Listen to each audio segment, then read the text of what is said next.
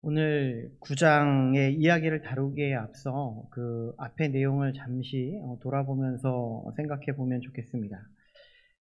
우리는 기드온이 이 바알의 제단을 제거하면서 여룻바알이라는 그런 이름, 별명을 가지게 되었는데요. 사사기 6장 32절에 보면 여룻바알이라는 그 의미를 생각해 보면 그가 바알의 제단을 파괴하였으므로 바알이 그와 더불어 다툴 것이다 라는 그런 의미를 가진 것이 바로 여룻바알이라는 그런 의미입니다.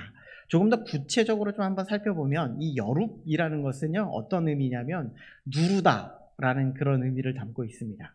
그러니까 여룻바알이라는 의미는 바알을 누르다 라는 의미를 담고 있겠죠. 바알을 제거하고 눌러 이기게 하신 분이 바로 누구이냐면 바로 하나님이시다 라는 것을 말씀해주고 있는 것이 여룻바알, 사람들이 붙여진 여룻바알의 이름을 통해서 보여주고자 하는 것입니다. 이 모든 일은 너가 한 것이 아니라 하나님이 하신 일이야. 모든 것을 하나님 앞에 높이면 돼. 이것이 지금 여룻바알을 통하여서 보여주고자 하는 표현이라는 것입니다. 이 모든 것이 하나님의 은혜입니다. 이런 뜻이라는 것이죠.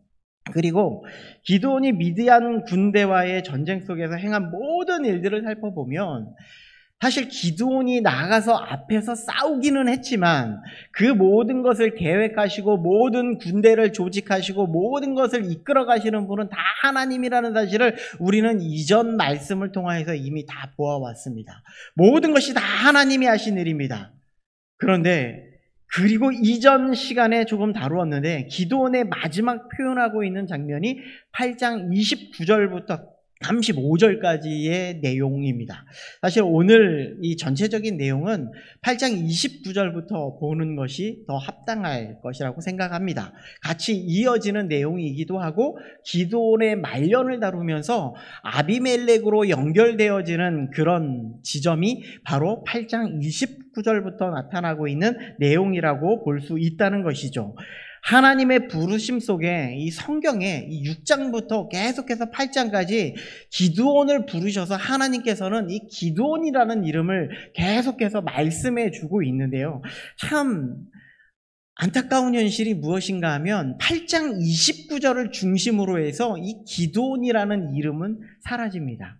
그리고 어떤 이름이 그 앞에 전면적으로 나타나고 있는가 하면 바로 여룻바알이라는 이름이 나타나는 것을 볼 수가 있는데 29절에 보면 요아스의 아들 여룻바알이라고 이렇게 부릅니다. 계속해서 이 기드온의 삶이라는 것은 무엇인가 하면 하나님의 은혜로 살았습니다. 하나님이 이끌어 주셔서 살았습니다. 하나님이 인도하셔서 살아주셨습니다. 하나님이 지혜를 주셨기 때문에 이 모든 것에 승리를 가져올 수 있었습니다. 라는 것을 이 기드온이라는 이름을 통하여서 보여주고 있었다면 29절부터는요. 바알을 눌러 제거해서 없앤 자, 눌러 이긴 자, 바알을 눌러 이긴 자, 바로 그 사람이 여룻바알입니다. 이제 기드온이라는 이름이 없습니다. 바로 기드온이 여룻바알이라는 바알을 이겨서 내가 그렇게 이긴 자다라는 것을 보여주고 있는 사건이 바로 이 29절부터 나타나는 여룻바알입니다. 또한 8장 30절에 보면 중요한 이야기가 나옵니다. 기드온이 아내가 많았다라고 이렇게 표현합니다. 이 표현이 바로 무엇인가 하면 자신이 왕입니다 라는 표현입니다. 참 그 시대의 왕의 모습을 살펴보면 그 시대에는 이 이스라엘 내에서는 왕이 없었어요. 그들이 바라보고 있는 왕의 모습은요, 이방에 있는 왕의 모습이에요. 이방 사람들의 왕의 모습을 살펴보니까 그들은 많은 아내를 다루고 있고요. 많은 첩을 데리고 있고요. 이것이 지금 그들에게 가지고 있는 왕의 징표가 그런 모습이었음을 말씀해 주고 있다는 것이죠. 어떻게 보면 일본에 있는 여인을 데려다가 내 아내로 삼고 중국에 있는 아내를 데려다가 내 아내를 삼고 이러므로 말미암아 나라 간의 동맹관계를 맺음으로 말미암아 서로 관계에 우호관계를 맺는 것이 합당할 것이라고 생각한 것이 그 시대를 살아가고 있는 왕정시대의 모습이었다는 것입니다. 그런데 하나님은 그런 왕을 원치 않으세요. 하나님이 원하시는 왕은요, 한 아내를 두고 그 아내와 많은 백성들을 다스리는 그런 왕을 원하실 뿐만 아니라 오직 하나님만이 나의 왕이 되어 주셔서 그 하나님만을 섬기는 왕이 되기를 원하는 것이 하나님의 왕정을 이끌어가는 그런 모습이라는 겁니다. 그래서 신명기 17장 17절 말씀에 보면 그에게 아내를 많이 두어 그의 마음이 미혹되게 되지 말라라고 이렇게 말씀해주고 있다는 겁니다. 너희들이 앞으로 왕을 세우게 될 것인데 신명기에서 모세에게 이미 왕이 세워줄 것을 이미 이야기하면서 너희들에게 아내를 많이 두지 말라라고 말씀해주고 있다는 겁니다. 그러니까 지금 기드온이 여러 명의 아내를 두고 있는 사실은요, 그는 이제 나는 왕이지는 않지만, 나는 왕처럼 너희들을 다스리지는 않지만 나는 왕처럼 행할 거야 라는 것을 보여주고 있다는 겁니다. 그리고 하나님이 기뻐하시는 왕의 조건과도 전혀 맞지 않는 지금 기드온의 모습을 살아나가고 있습니다. 그 중요한 것 중에 하나가 무엇인가 하면 바로 아내와 첩을 지금 나누고 있다는 사실이에요. 하나님께서 이 가나안 땅에 정복하면서 주신 명령 중에 하나가 무엇이었냐면 그 가나안 땅에 있는 여인과 결혼하지 말라라는 것이 하나님의 명령이었습니다. 그들은 이 첩이라는 것은요, 이 아내를 두었다는 것은 일단은 일반적으로 이스라엘 백성 내에 자신의 아내로 두었다라는 것을 의미하고 있는 것이고요. 그 다음에 첩을 두었다라는 것은 바로 이방 여인을 아내로 두었다라는 것을 말씀해주고 있어요. 그리고 이 첩, 이 아비멜렉의 어머니의 고향이 어디인지 우리들은 다 알고 있습니다. 어디였습니까? 세겜. 본문에 나옵니다. 세겜이었습니다. 이 세겜이 어디였냐면요, 바로 이 가나안 땅에 들어와서 이 가나안의 사람들이 살고 있는 지역이 바로 세겜 지역이었음을 말씀해 주고 있다는 것이죠. 그리고 이 기드온의 첩의 아들인 아비멜렉은요, 사사기의 흐름 가운데에 참 절묘하게 이 모습이 이 사사기의 핵심 메시지를 잘 보여주고 있는, 사사기 전체가 그 내용을 잘 보여주고 있지만 특별히 이 아비멜렉의 행동의 모습 속에서 그 시대에 그때에 이스라엘 왕이 없으므로 사람이 각기 자기의 소견에 옳은 대로 행하는 삶을 지금 아비멜렉이 너무나 잘 보여주고 있다라고 이렇게 볼 수 있는 것입니다. 이런 모습은요, 그들의 죄의 길로 가고 있는 모습 중에 하나입니다. 그들은 죄의 길로 걸어가고 있다는 거예요. 죄로 인해서 깨어진 것이 있다면 그것이 무엇인가 하면 바로 진실함, 그리고 온전함이라는 거예요.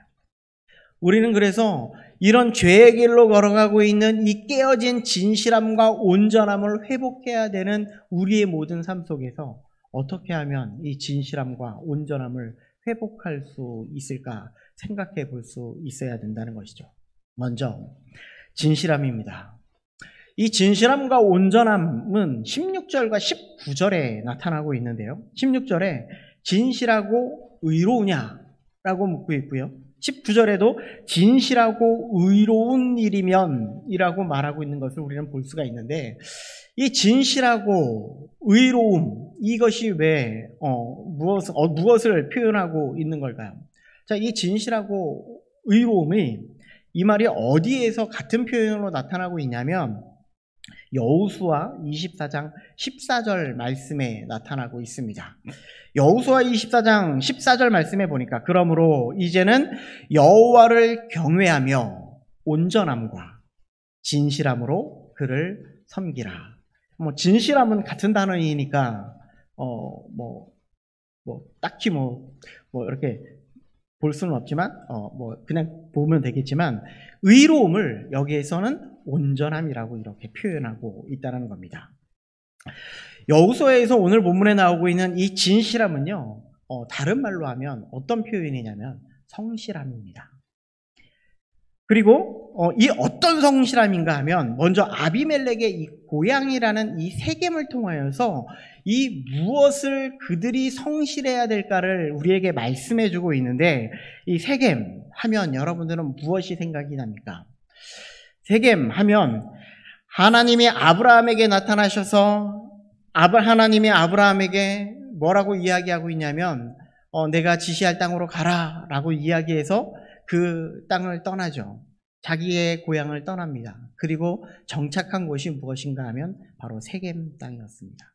세겜 땅에 정착해서 무엇라고 이야기하냐면 내가 이 땅을 너에게 줄 것이다 라고 말씀하세요. 하나님이 이 이야기를 하실 때 바로 그 지역이 세겜이었다는 거예요. 아브라함은 이 약속의 땅에서 무엇을 하냐면요, 바로 하나님 앞에 번제를 드립니다. 제단을 드려요. 하나님 앞에 약속을 받고 그것을 예배한 곳이 바로 이 땅이라는 거예요.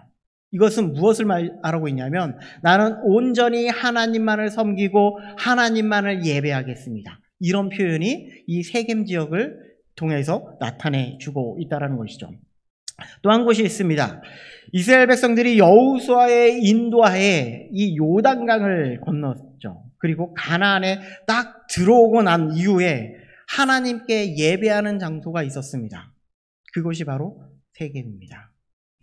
세겜은 영적으로 하나님을 높이고 하나님의 말씀을 받고 하나님께 순종하는 장소가 바로 이 세겜 지역이었음을 우리에게 말씀해주고 있는 것이죠.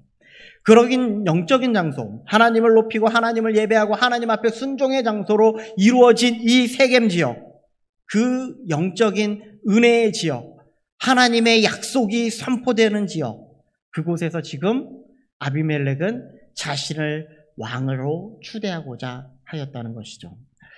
이스라엘 백성들은 기드온이 자신을 다스리기를 원하셨습니다. 그래서 기드온은 8장 23절에 이렇게 말합니다. 내가 너희를 다스리지 않겠다. 나의 아들도 너희를 다스리지 않을 것이다. 오직 하나님만이 여러분들을 다스릴 겁니다. 이것이 지금 기드온이 가지고 있는 생각이었어요. 비록 자신은 왕처럼 행동했을지 모른다 할지라도 나는 너희들에게 왕으로 군림하지 않을 겁니다. 오직 하나님만이 여러분들을 다스릴 것입니다. 라는 것이 그들에게 말씀해주고 있는 거고 하나님의 뜻이었고 이것이 하나님의 성실하심을 말씀해주고 있다는 거예요. 지금 여호수아에서도 보면 여호수아에서 나타나고 있는 이 여호수아가 이 선포하고 있는 온전함과 이 진실함으로 그를 섬기라라고 하고 있는 이 표현이요. 지금 무엇을 이야기하고 있냐면 나는 하나님만을 섬길 겁니다. 나와 우리 집은 다 하나님만을 섬길 겁니다. 하나님만은 예배할 겁니다. 이것을 계속해서 말씀해주고 있다는 것이죠. 그렇다면 이 이스라엘 백성들은 무엇에 그렇게 성실하지 못했는가? 8장 33절에 보니까 기드온이 이미 죽음에 이스라엘 자손이 돌아서서 바알들을 따라가 음행하였으며 또 바알브릿을 자기들의 신으로 삼았다라고 이렇게 표현하고 있어요. 기드온이 죽었습니다. 하나님이 세우신 사사 이 기드온이 죽었다라는 것은요, 비록 말년에 그가 왕처럼 그렇게 행동했고 하나님이 기뻐하시는 그런 뜻을 세우지는 않았지만 그의 마음속에는 하나님만이 이 땅을 다스리고 하나님만이 이 모든 것의 왕이신 분이라는 것을 그의 마음속에 알고 있었다는 거예요. 그런데 지금 그가 죽음으로 문제가 발생됩니다. 이스라엘 자손들이 돌아섰어요. 여기에서 돌아섰다라는 이 표현이 누구에게 돌아섰는지 그 이후에 나타나고 있어요. 바알에게 돌아섰다. 그들은 하나님께 성실했어야 함에도 불구하고 그렇지 않았습니다. 그리고 사사기에 이스라엘 백성들의 모습을 보면서 이스라엘 백성들의 모습은요, 자신이 토한 것을 다시 먹어요. 또 토합니다. 또 그것을 먹어요. 이것이 지금 이스라엘의 죄의 역사예요. 죄의 반복이에요. 지금 이것을 너희들의 불성실로 하나님이 바라보고 있다라는 겁니다. 그리고 바알의 또 다른 이름, 바알브릿을 자기들의 신으로 삼았다라고 말하고 있는데요. 여기에서 브릿이라는 말이요, 참 놀라운 의미입니다. 바로 언약입니다. 언약은 누구와만 맺어야 하는 것인가 하면 하나님과 이스라엘 백성들, 하나님과 하나님이 부르신 자들과의 맺어지는 것이 하나님의 언약이었습니다. 그런데 이스라엘 백성들에게 하나님은 언약을 주셨어요. 한번 잘 보세요. 아담에게 죄가 그들에게 들어오고 난 이후에 나는 너희들을 그대로 내버려 두시지 아니하고 내가 너의 자손을 통하여서 예수 그리스도를 보내주시겠다라는 것이 바로 원복음이에요. 그것이 아담에게 주신 언약이었습니다. 그리고 내가 너희에게 이 땅 가운데에서 방황하고 그렇게 유리하면서 살아가는 그런 자들이 아니라 너에게 땅을 허락해 주실 거야 라는 것이 아브라함 언약이었어요. 그뿐이겠습니까? 너희에게 여러 가지 자손을 주시겠다라고 말씀해 주신 것이 무엇입니까? 여러분들에게 여러 백성들을 주시겠다라고 하신 것이 무엇입니까? 모세 언약이었어요. 그리고 또한 그 나라를 영원히 세워주시겠다? 다윗 언약이에요. 하나님께서는 하나님이 부르신 그의 백성들을 통하여서 계속해서 언약하십니다. 계속해서 약속을 주셔요. 그리고 하나님과 하나님을 믿는 자들에게만 그것이 약속이 성취되어야 함에도 불구하고 지금 이스라엘 백성들은 하나님을 버리고 바알과 언약을 맺고 있는 장면입니다. 이로 인해서 벌어지는 일이 어떤 일입니까? 하나님과 언약을 파기하고 이방신들과 우상들과 바알과 언약을 맺음으로 이루어지는 일. 34절, 8장 34절에 보니까 하나님을 기억하지 아니하며 잊어버리기까지 합니다. 이스라엘 백성들의 불성실의 모습, 성실하지 못하는 이런 모습, 하나님을 버리고 하나님의 언약을 파기하고 하나님의 은혜를 기억하지도 못하고 하나님을 잃어버렸습니다. 이것이 지금 이스라엘 백성들은 기드온이 이스라엘을 구원한 것조차 잊어버리는 그들의 모습이었다는 겁니다. 어쩌면 여룻바알 곧 바알의 제단을 제거한 이 모습이 지금 그들에게 다시금 바알과 언약을 맺은 그들에게 있어서 불편한 관계가 되었다는 거예요. 하나님은 이스라엘 백성들에게 요구하고 있는 것이 바로 성실함, 곧 진실함입니다. 하나님이 자신들에게 베풀어 주신 은혜, 그것이 무엇인지 기억해야 된다라는 것을 말씀해 주고 있는 거예요. 그리고 오직 하나님과만 언약을 맺기를 원하신다 말씀해 주고 있다는 것이죠. 사사기의 역사를 통해서 우리에게 주고자 하는 메시지는 너무나 분명해요. 너희의 힘으로 하나님 앞에 진실할 수 없다. 너희의 힘으로 하나님 앞에 온전히 설 수 없다. 그러기에 너희를 구원할 구원자, 너희를 구원할 영원한 왕, 그가 필요하다. 이것이 사사기의 메시지예요. 우리에게 똑같이 이야기해요. 하나님은요, 우리에게 예수 그리스도를 보내심으로 말미암아 하나님의 진실하심을, 성실하심을 보여주셨어요. 하나님의 사랑이에요. 하나님은 우리의 한 사람 한 사람을 놓고 보면 우리가 정말 하나님 앞에 구원받을 수 있는 자격조차 없는 그런 자들임에도 불구하고 하나님은 그런 우리들을 진실하게 약속하셨기에 하나님께서는 아담에게 약속하신 그 약속으로 인해서 끝까지 그 진실하심을, 성실하심을 우리에게 보이셨습니다. 그리고 십자가에 죽으시고 그로 인하여서 그를 믿는 모든 자들에게 구원을 허락해 주시는 놀라우신 은혜를 우리에게 보여주셨다는 말씀입니다. 두 번째로 볼 내용이 바로 온전함입니다. 온전함. 이 오늘 본문에서는 의로움이라고 말하고 있는데요. 이 뜻은요, 흠이 없는 이라는 의미입니다. 제의적인 표현입니다. 흠이 없는 어린 순양을 하나님 앞에 드리는 그 제사의 의미가 바로 이 흠이 없는 의로움이라는 것을 말씀해 주고 있다는 것이죠. 이 단어는요, 하나님이 아브라함에게 창세기 17장 1절을 보면 너는 내 앞에서 완전하라 라고 이렇게 이야기합니다. 우리는 이 또한 완전함을 어디서 찾아볼 수가 있냐면 창세기 6장 9절 말씀해 보면 노아에게서도 찾아볼 수 있습니다. 노아는 의인이요 당대의 완전한 자라. 그는 하나님과 동행하였으며 라고 이렇게 말합니다. 여기서 말하는 노아는요, 하나님과 동행하며 완전함을 가진 자였습니다. 그러면 노아에게는 죄가 없었을까요?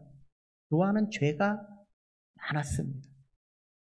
그럼에도 불구하고 하나님께서는 이런 표현이지만, 죄인이지만 하나님이 기뻐하실 만한 뜻을 쫓아 그렇게 사랑하는 자였다라고 말씀해 주고 있는 거예요. 자, 그러면 지금 이스라엘 백성들은 하나님이 기뻐하실 만한 뜻을 쫓아 살아가고 있다는 얘기입니까? 아닙니까? 그렇지 못하고 있다는 거예요. 하나님이 기뻐하실 만한 뜻을 쫓아가지 못하고 있는 이스라엘 백성들, 오늘 본문의 중심에 첩의 아들인 아비멜렉 이야기입니다. 아비멜렉은요, 어머니의 고향인 세겜으로 가서 자신들의 친족들에게 무엇이라고 이야기하냐면 이렇게 이야기합니다. 2절에 보니까 70명이 다 너희를 다스림과 한 사람이 너희를 다스림이 어느 것이 너희에게 나으냐? 그러면서 나는 너희와 고륙임을 기억하라. 이 말씀이 뭔가 하면 아비멜렉은 혈통에 호소하고 있다는 겁니다. 이것이 세상 사람들이 쓰는 그런 방식이죠. 우리도 흔히 이런 말 하지 않습니까? 어느 대학 나왔습니까? 어디가 고향이에요? 이런 말 많이 사용하고 있지 않습니까? 어쩌면 그것이 같은 고향이면 친근감, 같은 학교 나왔으면 친근감을 나타내는 것일 수도 있는데, 이것이 우리의 인간적인 생각일 경우가 더 많다는 얘기입니다. 정치적으로도 이야기할 때 이런 경우가 많죠. 경상도 국민의힘, 전라도 더불어민주당, 곧 너희의 고륙이니라. 인간적으로 생각해 보십시오. 나는 너의 친척이지 않습니까? 너의 형제지 않습니까? 그러니 당연히 나를 뽑아야 되지 않겠어요? 이런 말을 하고 있다는 거예요. 그리고 그들이 주장하는 것이 바로 왕을 세웁시다 라는 거예요. 왕은 누구밖에 없습니까? 오직 하나님밖에 없어요. 하나님만이 우리의 왕이 되어야 함에도 불구하고 그들은 왕을 세우고자 하고 있다는 거예요. 이것이 바로 인간적인 생각이죠. 그래서 발생한 일이 무엇입니까? 5절에 보니까 여룻바알의 아들 70명을 한 바위에서 죽였다. 이렇게 말하고 있어요. 우리도 너무나 잘 알고 있는 내용이지만 아담의 죄로 말미암아 이 땅 가운데 들어온 것이 있어요. 그것이 무엇이냐면 바로 죽음입니다. 그 죽음을 하나님께서는 이 창세기의 한 사건을 통하여서 우리에게 죽음이 들어왔음을 분명하게 보여주는, 죄의 결과가 바로 죽음이라는 사실을 분명하게 보여주는 사건이 있었는데, 그것이 바로 가인과 아벨의 사건입니다. 가인이 아벨을 돌로 쳐 죽이는 사건. 이것이 바로 죄의 결과가 죽음이라는 사실을 우리에게 보여주고 있는 것이죠. 4절에 나와 있는 것처럼 아비멜렉은 참 방탕하고 경박한 그런 사람입니다. 그래서 꼭 그런 사람을 사용하지요. 그리고 형제들을 죽음으로 몰고 가고 있는 모습을 우리는 볼 수가 있습니다. 그들이 죽인 곳, 바로 한 바위라는 것이죠. 여기에서 바위, 이 바위가 뭔 말인가 하면요, 여러분들도 너무나 잘 알고 있는 뜻입니다. 에벤, 혹시 들어보셨죠? 에벤. 어디서 들어봤을까요? 에벤에셀. 좀 많이 들어보셨죠? 자, 에벤이라는 말인데요, 우리가 잘 알고 있는 이 에벤은요, 어떨 때 사용하는 건가인지 한번 잘 생각해 보십시오. 야곱의 돌베개를 딱 베고 그것을 세워서 내가 다시 한번 돌아오면 하나님 이곳에서 하나님 앞에 제단을 쌓겠다. 이 돌베개가 바로 에벤이었습니다. 또 중요한 에벤이 있습니다. 모세가 시내산에 올라가서 두 돌판을 들고 내려오죠. 십계명입니다. 바로 이 두 돌판이 바로 에벤이라고 말합니다. 또 있습니다. 우리가 너무나 아까도 얘기했던 에벤 에셀. 무슨 뜻이죠? 여기까지 뭡니까? 여기까지 우리를 도우셨다. 이스라엘 백성들이 요단강을 건너면서 돌 12개를 취합니다. 그리고 그것을 돌을 세워서 그것으로 언약을 세웁니다. 지금 계속 이야기하고 있는 이 에벤이라는 의미 속에 담겨진 의미는요, 하나님의 약속, 하나님의 제단, 하나님만을 예배라는 것을 의미하고 있다는 사실이에요. 그런데 지금 지금 아비멜렉이 지금 무엇을 하고 있냐면 여룻바알의 아들을 죽임으로 말미암아 그곳을 자신을 왕을 세우는 새로운 약속의 장소로 만들어 버렸다라고 이렇게 이야기하고 있다는 겁니다.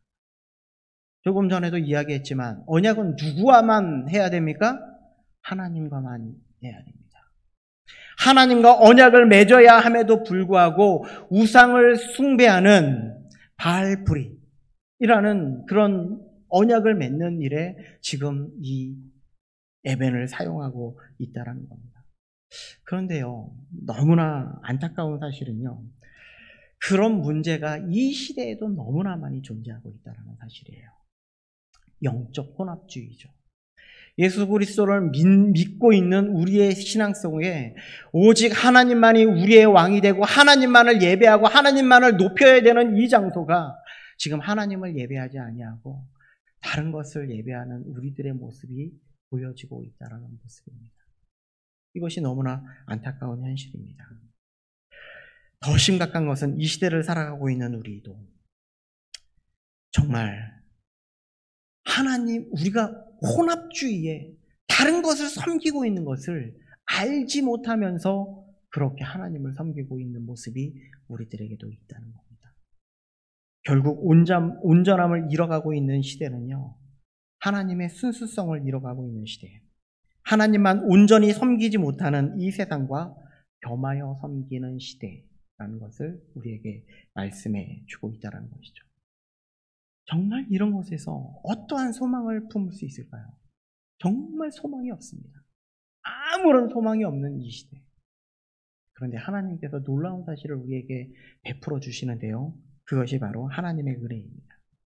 아비멜렉이 70명을 한 바위에 죽이는 일이 벌어지는데 하나님은 누구를 살리냐면 요담을 살려 하나님의 증거가 되게 해주신다는 것이죠. 5절 후반전에 보니까 다만 여룻바알의 막내 아들 요담은 스스로 숨었으므로 남으니라. 여기에서 요담의 의미는요, 참 놀랍죠. 아비멜렉은요, 나의 아버지는 왕이시다. 이것이 죄의 길로 걸어가는 그런 뜻을 나타내고 있는데 이 요담의 의미는요, 여호와는 완전하시다라는 의미입니다. 완벽하신 하나님, 요담이 스스로 도망친 줄 알았는데 하나님의 은혜로 그가 도망칠 수 있게 하신 하나님, 이런 완벽한 하나님이 어디 있습니까? 하나님이 그를 남기심을 통하여서 그의 하나님의 완전하심을 드러내라, 이런 의미예요. 이스라엘 역사 속에서 놀라운 사실 하나가 있죠. 이스라엘 백성들이 죄로 말미암아 계속 죄의 길을 걸어가고 있는 그 시대에 하나님께서는 남은 자를 세워주시겠다, 이런 이야기를 해요. 우리도 잘 알고 있는 느부갓네살 왕이 무서운 꿈을 꿉니다. 중앙에 한 나무가 있는데 세상의 모든 사람이 다 알 수 있는 아주 높은 나무가 하나 있어요. 거기에서는요, 많은 과일도 열리고요, 새들이 날아와서 그 짐승들에게 쉬고 있습니다. 사람들이 찾아와서 열매를 먹어요. 그런데 한 천사가 와서 그 나무를 베어버립니다. 열매도 다 흩어버려요. 그런데 완전한 멸망이 아니라 무엇을 하나 남겨두냐면 부루터기 하나를 남겨둡니다.